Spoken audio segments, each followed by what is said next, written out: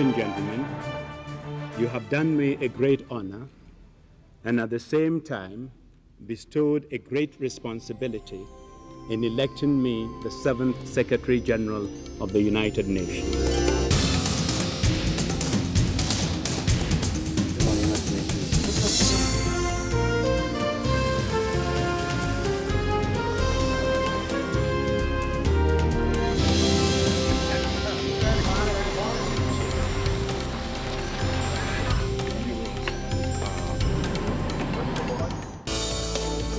Within the next 15 years, I believe we can halve the population of people living in extreme poverty, ensure that all children, girls and boys alike, and particularly girls, receive a full primary education, and halt the spread of HIV/AIDS.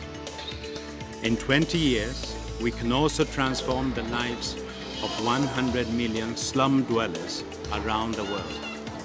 And I believe we should be able to offer all young people between 15 and 24 the chance of decent work. These targets are realistic if we take full advantage of the opportunities offered by globalization and the revolution in information technology.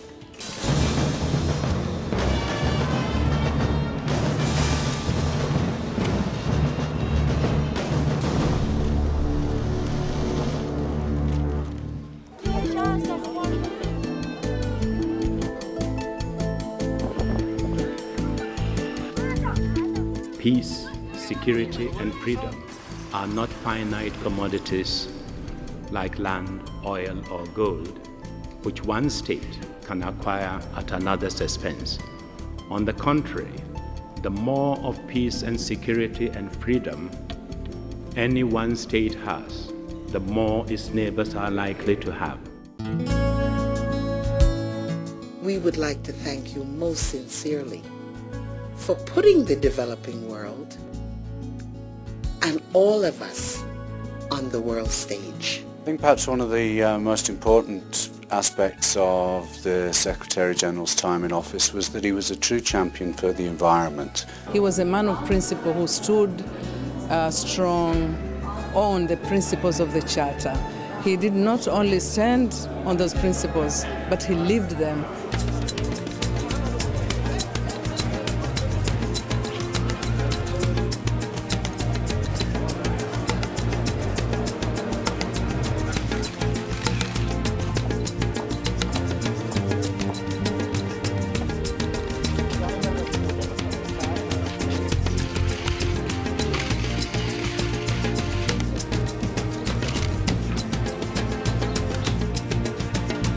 When states decide to use force to deal with broader threats to international peace and security, there is no substitute for the unique legitimacy provided by the United Nations.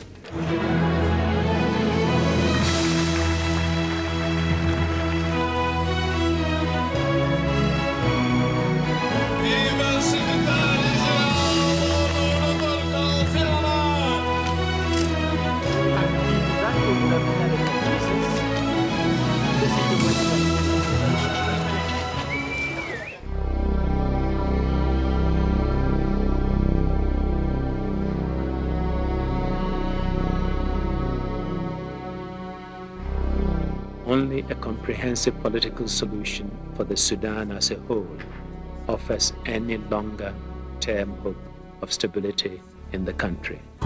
You've been the voice of the voiceless. You have spoken for the oppressed. You've spoken for the displaced and for the minority. You have fought the hard work of bringing peace to the global village.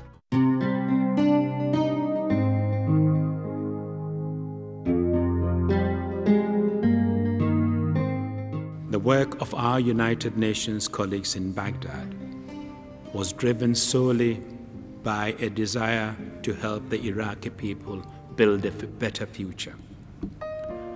When we lost them, our organization also suffered another loss, a loss of a different kind, a loss of innocence for the United Nations. thank you once again for everything you did for the organization, especially for the search and peacekeeping operations, which has helped so many countries around the world.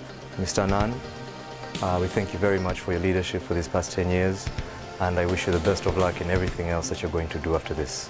And also for being a beacon of light for the UN, and also for the world to follow and to look up to.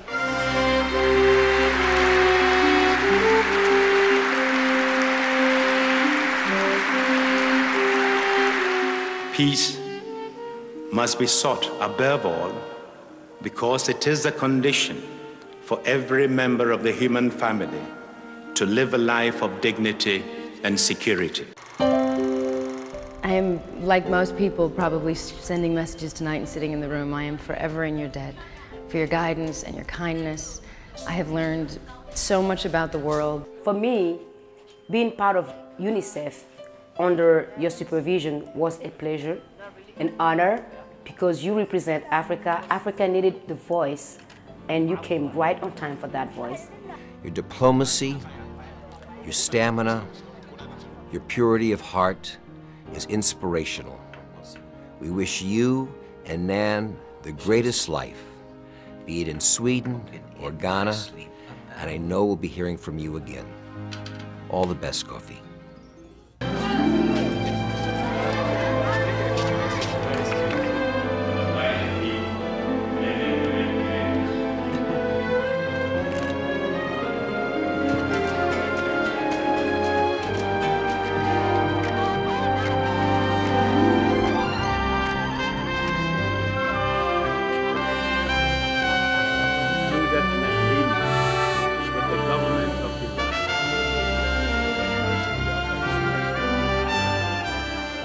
Together, we have pushed some big rocks to the top of the mountain, even if others have slipped from our grasp and rolled back.